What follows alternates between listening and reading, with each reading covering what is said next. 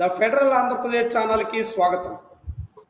ఆంధ్రప్రదేశ్లో ప్రతి ఊరికో గ్రంథాలయం ఉండాలనేటువంటి లక్ష్యంతో గ్రంథాలయ పునర్వికాస ఉద్యమం మొదలైంది.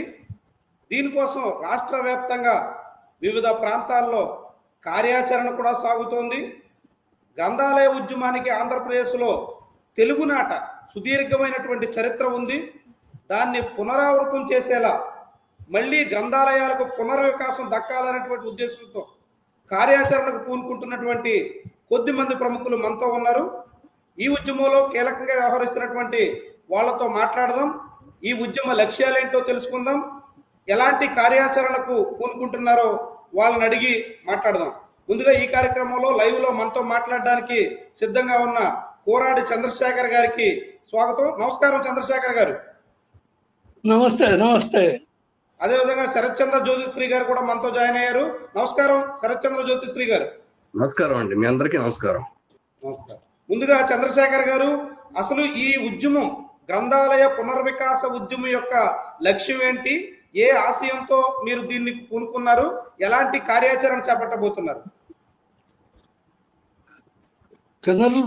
గ్రంథాలయ పునర్వికాస ఉద్యమం ఇంతకు ముందు డిజిటల్ గ్రంథాలయాలు వస్తాయి, మనకి పుస్తకాలతో అవసరం ఉండదు, ఈ గ్రంథాలయాన్నిటినీ మూసివేయాలా అనే ఒక ధోరణి, ఒక పాలసీ కానీ ఈ ప్రభుత్వం కొంచెం దాన్ని పక్కకు పెట్టి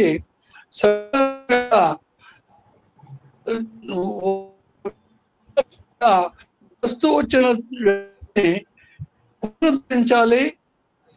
ఈ పద్ధతిలో పాత పద్ధతిలో గ్రంథాలయోద్యమం ఎట్లా నడిచిందో ఆ ఉద్యమాలలోని లోపదోషాలను తొలగించి ఉన్నత సిద్ధాంతాలని అమలుపరచాలనే భావ వ్యక్తీకరణ చేయడం చాలా సంతోషదాయకం. దీనికి అన్నిటికీ మూలం మన రాజ్యాంగం 73వ సవరణలో షెడ్యూల్ 9 ఐటమ్ 20 ప్రతి పల్లెకి, ప్రతి గ్రామ పంచాయతీకి ఒక గ్రంథాలయం ఉండాలని ఆదేశించింది. దాన్ని అమలుపరచడం చాలా అవసరం. పల్లె సీమల్లో చదువుకున్న యువకులకి పోటీ పరీక్షల్లో పాల్గొనడానికి కావలసిన పుస్తకాలని అక్కడ ఏర్పాటు చేయాలి, అక్కడ సరఫరా చేయాలి. అదే వాళ్ళు చాలా పుస్తకాలు కొనలేరు, అన్ని శక్తివంతులు లేరు. అలాగే ఇంకొక చాలా తప్పు భావం ఏమంటే, అందరి దగ్గర డిజిటల్ వ్యవస్థ వచ్చింది, స్మార్ట్ ఫోన్లు వచ్చాయి, కంప్యూటర్లు వచ్చాయి, మనకి గ్రంథాలయాలు ఎందుకొని.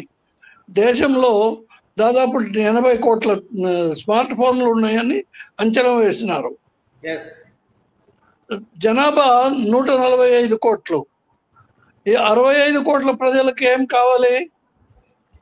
వాళ్ళందరికీ పత్రికలు చదివే కదా, పుస్తకాలే కదా.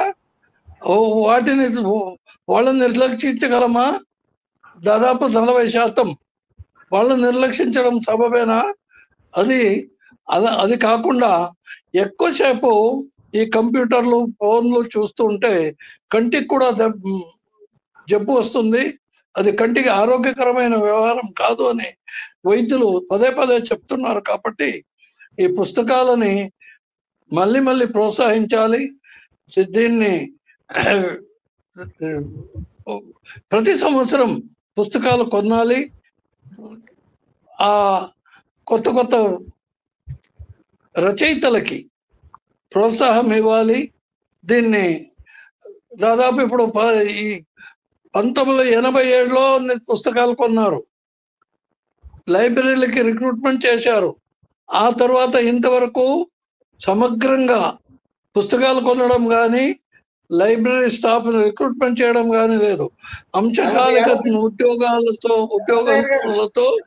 చంద్రశేఖర్ గారు అయ్యా 40 ఏళ్ళగా కొత్తగా ఒకేసారి పుస్తకాల కొనడం కానీ రిక్రూట్మెంట్ కానీ లేదు గ్రంథాలయాల్లో. లేదు చాలా ఆశ్చర్యం.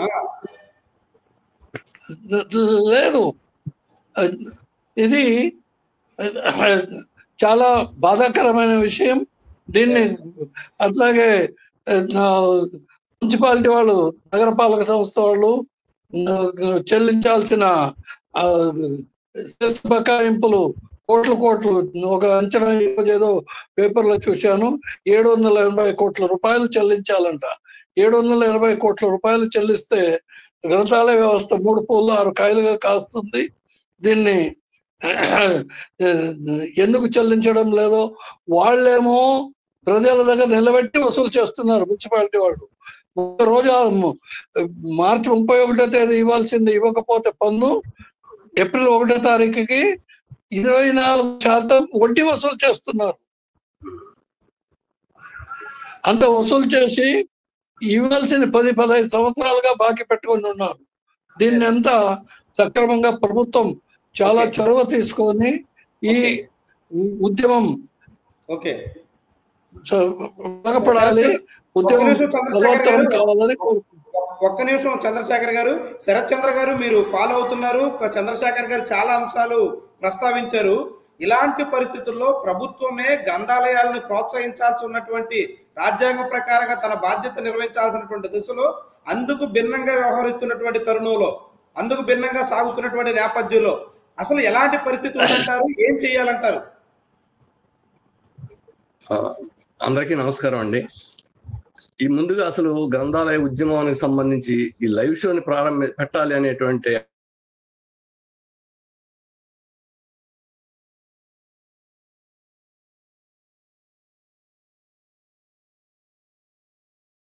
మీ ఆడియో ప్రజల్లో ఈ ఉద్యమ కలగటం వల్ల ఈ కార్యక్రమాన్ని ఏర్పాటు చేసినందుకు ముందు ఫెడరల్ ఛానల్ వారికి నేను ముందుగా ధన్యవాదాలు తెలియజేసుకుంటున్నాను, అభినందనలు తెలియజేస్తున్నాను. మిత్రులారా, మేము రచయితల సంఘం మాది, అభ్యుదయ రచయితల సంఘం అందరికి తెలిసిందే, జాతీయ స్థాయిలో ఉంది. దీనికి సామాజిక అభ్యున్నతి అనేది ప్రధాన లక్ష్యంగా ఉంటుంది, అందరికి తెలిసిన విషయం.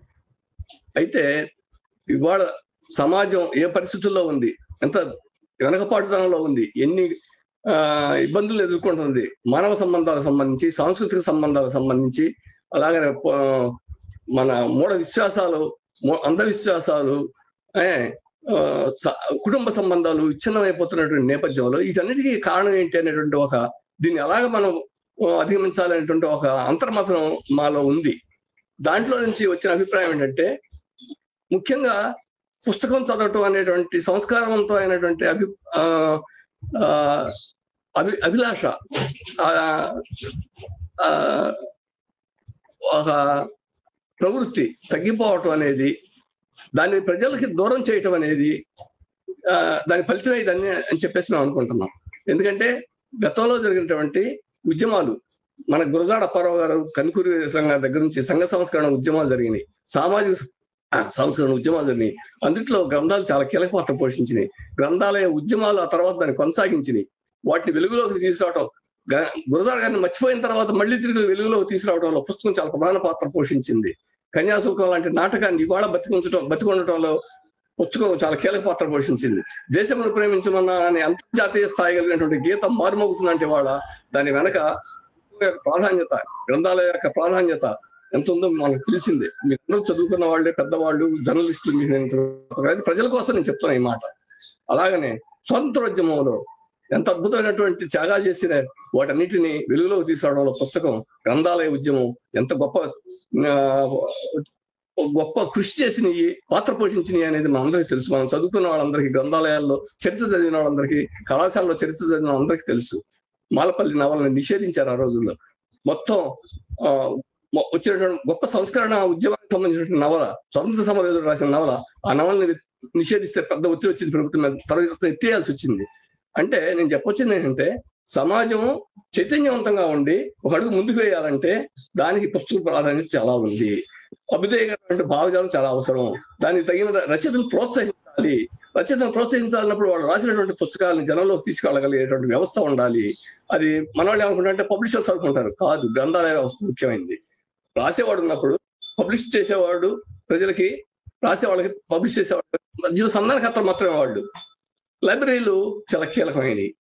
వాటిని నిలబెట్టి ప్రజలు ఏ వ్యక్తికి ఏ పుస్తకం కావాలో, ఏ పుస్తకానికి ఏ వ్యక్తి కావాలో వాళ్ళ సన్నిహితం చేసేటువంటి వ్యవస్థ గ్రంథాలయ వ్యవస్థ. అది మనం అంతటి ప్రాధాన్యత కలిగినటువంటి లైబ్రరీల మీద ప్రభుత్వాలు ఇంతగా సీతకన్ను వేసి పూర్తిగా నిర్లక్ష్యం వహిస్తున్నటువంటి తరుణంలో ఎట్లా మీ ఉద్యమాన్ని ముందుకు తీసుకెళ్లాలనుకుంటున్నారు? అదే చెప్తున్నాను సార్. అయితే మేమేమనుకుంటున్నామంటే అప్పుడు కూడా విజయవాడ మొట్టమొదటిగా గ్రంథాలయ ఉద్యమం ప్రారంభమైంది సార్.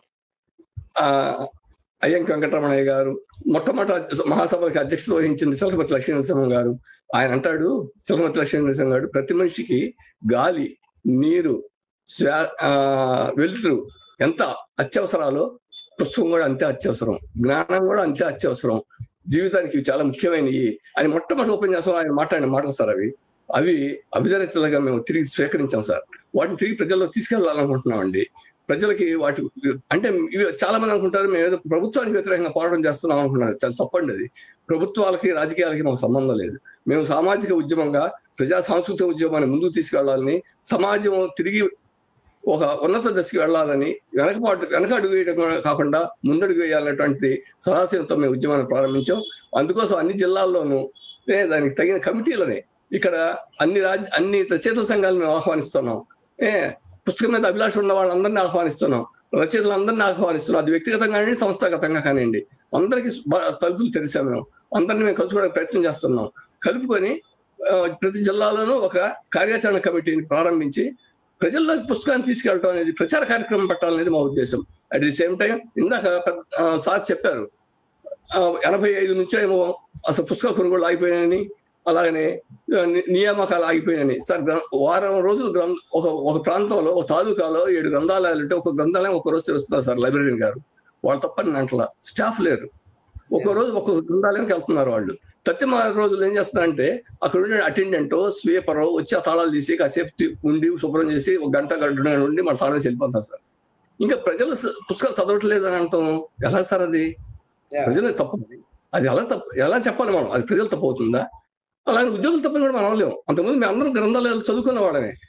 ఏమాత్రమైనా కాస్త మాట్లాడగలుగుతున్నామంటే నేను స్కూల్ లెవెల్లో ఉన్నప్పటి నుంచి నాకు గ్రంథాలయంతో చాలా అనుబంధం. మా అక్కగారు పుస్తకాలు చదువుతామంటే నేను తెచ్చిచ్చేవాడిని నాకు గ్రంథాలయం నుంచి. ఆ రకంగా మాకు అటాచ్మెంట్. నాకనే కాదు, ఈ ఉద్యమానికి కన్వీనర్ గా ఉన్నటువంటి ఒల్లూరు శివప్రసాద్ గారు, ప్రఖ్యాత కళా రచయిత, నాటక రచయిత, ఎన్నో పరిషత్తుల్లో అవార్డులు అంటే అవార్డులు ప్రాతిపదిక కాదు, అభ్యుదయ రచయిత. ఆయన సామాజిక ఉద్యమాల్లో పాల్గొన్నవాడు, సమాజంలో అడుగు ముందుగా ఎంచాలనేటువంటి సదాశయంతో జీవితం మొత్తాన్ని దానికి పడంగా పెట్టినటువంటి రచయిత. ఆయన దీన్ని కన్వీనర్ గా, అందరు కలిసి ఆయన కన్వీనర్ గా మీరు తీసుకొచ్చారు ఈ ఉద్యమానికి ప్రస్తావన, కాబట్టి మీరుంటే బాగుంటుందని ఈ కన్వీనర్ గా పెట్టారు. బహుశా వారు కూడా దీంట్లో పాల్గొంటారు అనుకుంటాను. మేము ఈ రకంగా జనంలోకి దీన్ని తీసుకెళ్లాలని, జనాన్ని చైతన్యవంతం చేయడం, తిరిగి గ్రంథాలయాలని మళ్ళా వికాసం చేయించగలగాలని కోరుకుంటున్నాం sir. Thank you. Right. Chandrashekar గారు, ఇందాక మీరు ప్రస్తావించున్నారు. చంద్రశేఖర్ గారు లైవ్ లో బయటికి వెళ్ళినట్టున్నారు. శరత్చంద్ర జ్యోతిశ్రీ గారు, ఇప్పుడు మీరు మీ ఉద్యమం ఆల్రెడీ ఇప్పటికే ప్రారంభించారు. విజయనగరం లాంటి చోట్ల కొన్ని సదస్సులకు కూడా శ్రీకారం చుట్టారు. వీటన్నిటి వల్ల ఎట్లాంటి స్పందన ఉందంటారు? ఏ రీతిలో ఫలితాలు ఉంటాయని మీరు అంచనా వేస్తున్నారు? సార్, ఇప్పుడు మేము ప్రాథమిక దశలో ఉన్నాం సార్. ఇది పెద్దవాళ్ళు, గ్రంథాలయాలు విలువ తెలిసిన వాళ్ళు అందరూ వస్తున్నారు. అలాగే వ్యక్తిగతంగా గ్రంథాలు నలుపుతున్న వారు ఉన్నారు, ప్రైవేట్ గ్రంథాలయాలు అంటారు. కానీ వాటిని ప్రైవేట్ గ్రంథాలయాలు అనొద్దని బావులాల గోపాలకృష్ణ గారు తన రిపోర్ట్ లో ప్రత్యేక ప్రస్తావించారు. అవి పౌర గ్రంథాలయాలు అంటామో లేకపోతే స్వచ్ఛంద గ్రంథాలయం అంటే బాగుంటుంది అన్నారు. అలాంటి గ్రంథాలయాలు నిర్వహిస్తున్న వాళ్ళు వచ్చారు సార్. దానికి అందరూ ఎక్కువ మంది పెద్దవాళ్లే వచ్చారు, కొద్దిమంది కుర్రవాళ్ళు కూడా వచ్చారు. అయితే మేము ప్రతి గ్రంథాలయం కూడా ఎక్కువగా 2 చోట్ల 3 చోట్ల గ్రంథాలయాల్లోనే పెట్టారు సార్. ఈ మీటింగ్ 2 చోట్ల భయపడ్డారు, మాకు వ్యతిరేకంగా మేము ఎట్లా పెడతామని. వాళ్ళు ఏమనుకుంటారంటే అది వ్యతిరేకం అనుకుంటారు, పొరపాటు అది. అందువల్ల 2 చోట్ల ఒప్పుకోలేదు, 2-3 చోట్ల గ్రంథాలయాల్లో పెట్టారు. మేము వెళ్ళినప్పుడు పుస్తకాలు చదువుకుంటారండి పిల్లలు. ఏ పుస్తకాలు చదువుతున్నారని అక్కడ పర్టికులర్ మేము గమనించామండి. వాళ్ళు ఏం చదువుతారంటే కాలేజీ పుస్తకాలు చదువుకుంటున్నారు, వాళ్ళు సబ్జెక్ట్ పుస్తకాలు చదువుకుంటున్నారు. సత్యం జనరల్ బుక్స్ ఉన్నటువంటి విభాగాలు గూజు పట్టున్నాయి సార్. వాటిలో వెళ్ళి పుస్తకాలు ఎత్తుకోవాలంటే కూడా చాలా ఇబ్బందిగా ఉంటుంది అన్నమాట. అంటే అది నిర్వాహకులు తప్పని నేను అనలేదు సార్, ఎందుకంటే వాళ్ళు ఉన్న సిబ్బంది, వాళ్ళ ఇబ్బందులు వాళ్ళకు ఉంటాయి. ఇది ఎవరి బాధ్యత అనేది ఇందాక మీరు అడిగారు. ఎవరి బాధ్యత? చంద్రశేఖర్ గారు ఒక్క నిమిషం జ్యోతిష్ గారు, చంద్రశేఖర్ గారు మళ్ళీ జాయిన్ అయ్యారు. చంద్రశేఖర్ గారు, ఇప్పుడు ఇందాక మీరు ఒకటి ప్రస్తావించారు, ప్రభుత్వం ఏమో ప్రజల నుంచి వసూలు చేయాల్సినటువంటి లైబ్రరీ సెస్ని అవసరమైతే అదనంగా ట్యాక్స్ వేసి మళ్ళీ వసూలు చేస్తున్నారు, కానీ దాన్ని లైబ్రరీలకి చెల్లించట్లేదు, లైబ్రరీలకి భారీ మొత్తంలో పెండింగ్ ఉంది అని ప్రస్తావించారు. మరి అంత పెద్ద మొత్తం పెండింగ్ ఉంచినప్పుడు ఇక లైబ్రరీలు బాగుపడడం ఎలా, లైబ్రరీల పునర్వికాసం ఎట్లా సాధ్యం అవుతుందని మీరు అనుకుంటున్నారు? లైబ్రరీకి కావాలి పుస్తకాలు క్రమ పద్ధతిలో ఉంచడం, దాన్ని వైజ్ఞానికంగా ఉంచడం, దాన్ని సమయానికి సరిగ్గా తెరచిపెట్టడం, ఒక్క నిమిషం దానికి సరి అయిన సిబ్బంది అక్కడ ఉండాలి. చెప్పండి చంద్రశేఖర్ గారు, చెప్పండి. దానికి శిక్షణ పొందిన సిబ్బంది ఉండాలి. ఈ రోజు గ్రంథాలయాలు అంశకాలిక రిటర్నర్లు SSLC PUC చదివిన వాళ్ళతో నడుపుతున్నారు. వాళ్ళకి ఏ పుస్తకాలు ఎక్కడ ఉన్నాయని తెలియదు, ఏ పుస్తకం ఎక్కడ పెట్టాలన్నది తెలియదు. శిక్షణ పొందిన గ్రంథపాలకులు ఉన్నారు, వాళ్ళని రిక్రూట్మెంట్ చేయాలి, పెట్టుకోవాలి. ఆ పుస్తకాలు విద్యార్థులకి ఏ పుస్తకాలు కావాలని అడగాలి. లేదా చుట్టుపక్కల కోచింగ్ సెంటర్లు ఉన్నాయి, వాళ్ళని అడగాలి. కాలేజీల లెక్చరర్లను అడగాలి. వాళ్ళు కాలేజీలలో కూడా సక్రమమైన పద్ధతిలో లైబ్రరీ గ్రంథాలయాలు ఉండాలి. College, intermediate college, degree college అన్నిట్లోనూ మంచి గ్రంథాలయాలు ఉండాలి. అక్కడ చదువుకోవడానికి వాళ్ళకి అవకాశం ఉండాలి. ఇవన్నీ పాతకాలంలో ఉండేవి. ఈ రోజు మనతో శివప్రసాద్ గారు జాయిన్ అయ్యారు. నమస్కారం ఒల్లూరు శివప్రసాద్ గారు. నమస్తే అండి. శివప్రసాద్ గారు, మీరు గ్రంథాలయాల పునర్వికాస ఉద్యమానికి శ్రీకారం చుట్టారు. పబ్లిక్ నుంచి స్పందన ఎట్లా ఉంది, మీ కార్యాచరణ ఎలా ఉండబోతోంది? మంచి స్పందనే ఉందండి. మేము తిరుపతి, శ్రీకాకుళం, విజయనగరం, విశాఖపట్నం ఈ ప్రాంతాల మొత్తానికి వెళ్ళి అక్కడ ఉన్నటువంటి సాహిత్యాభిమానుల్ని, తర్వాత రచయితల్ని అందరినీ కూడా మేము ఆహ్వానించటం జరిగింది.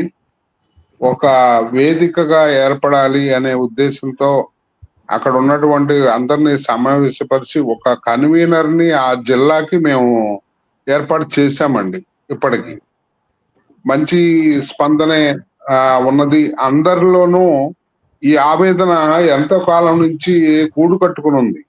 కానీ దాన్ని ఎలా మనం ప్రభుత్వానికి చేరవేయాలి, 10 మందిలోనూ ఎలా ఆ ఉద్యమాన్ని మనం తీసుకెళ్లాలనే ఒక వేదన అందరిలోనూ కనపడింది.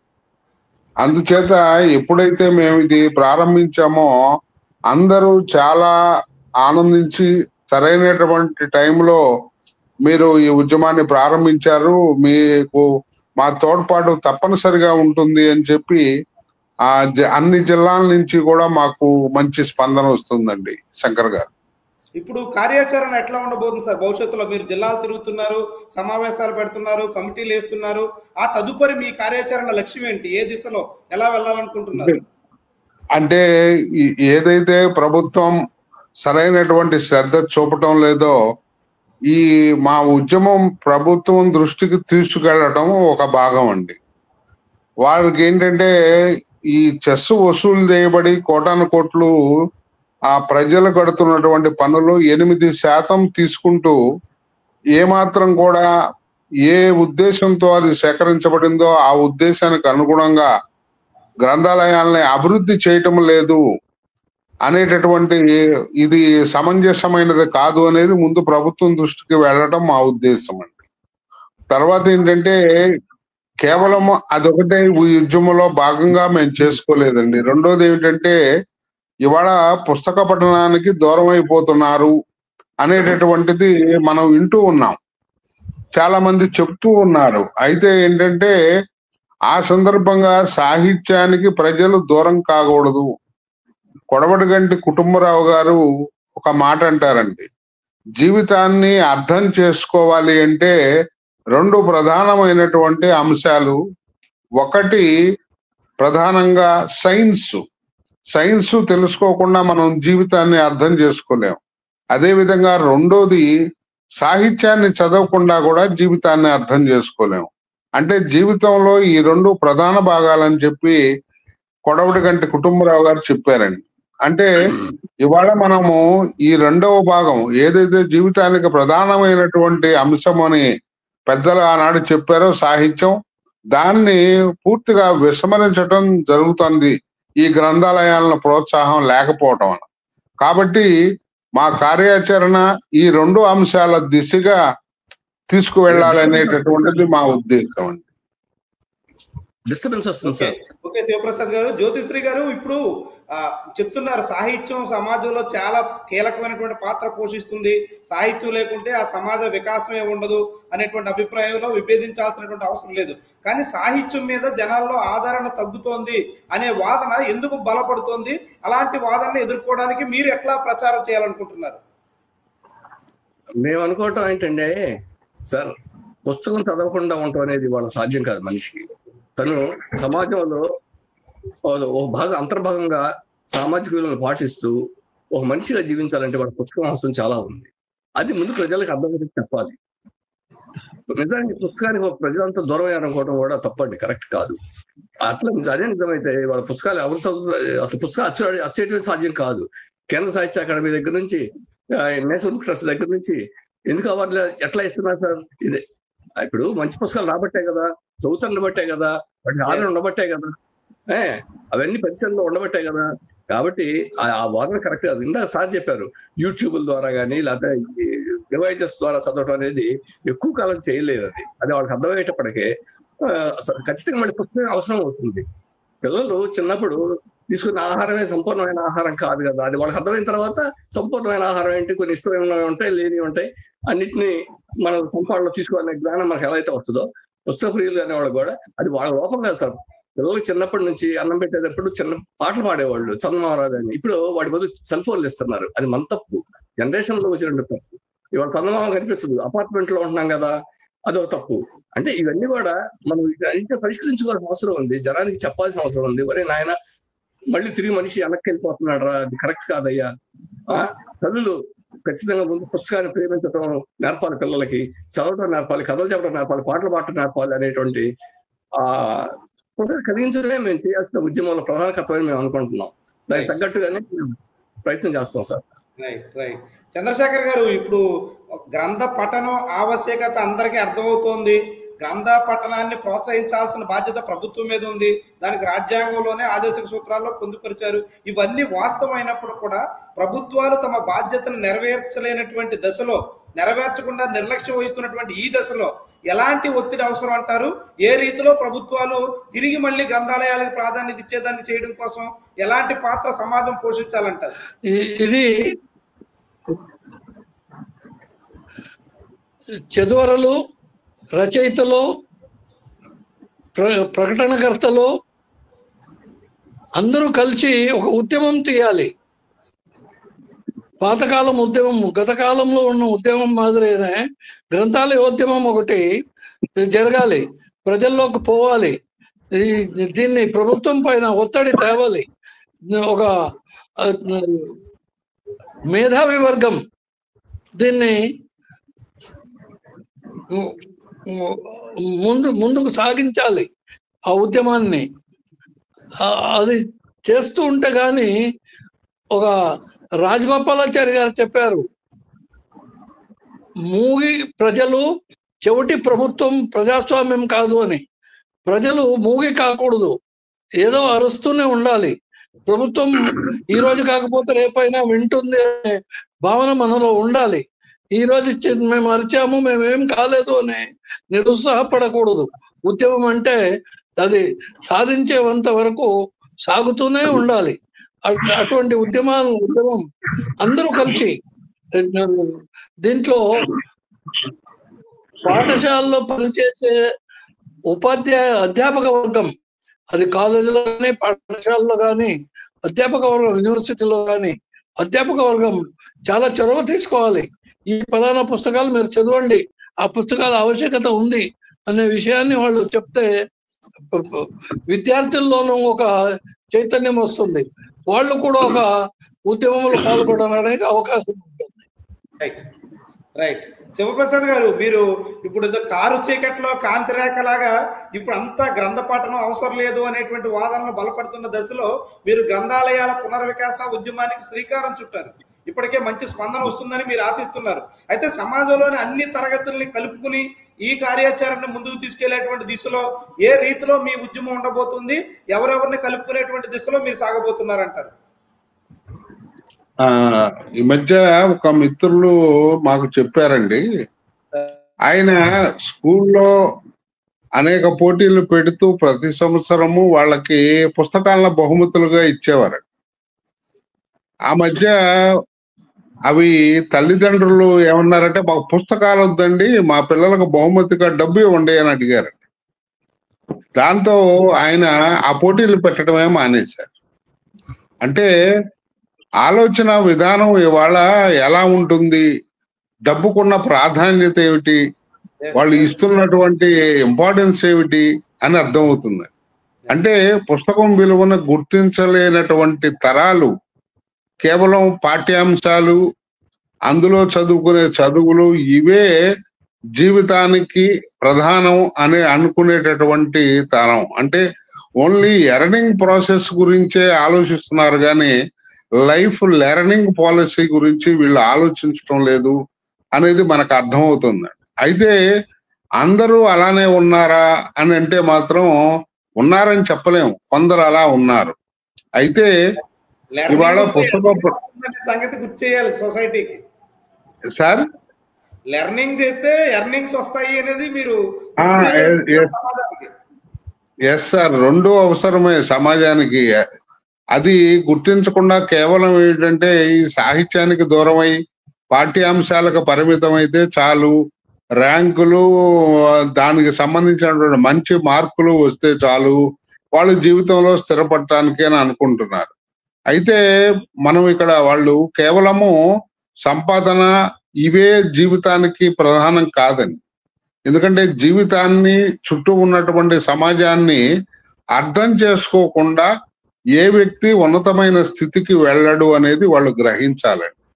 అందుచేత ఏమిటంటే దానికి అనుగుణంగానే మేము దీన్ని ప్రాచుర్యంలోకి తీసుకువెళ్ళాలని అనుకుంటున్నాము.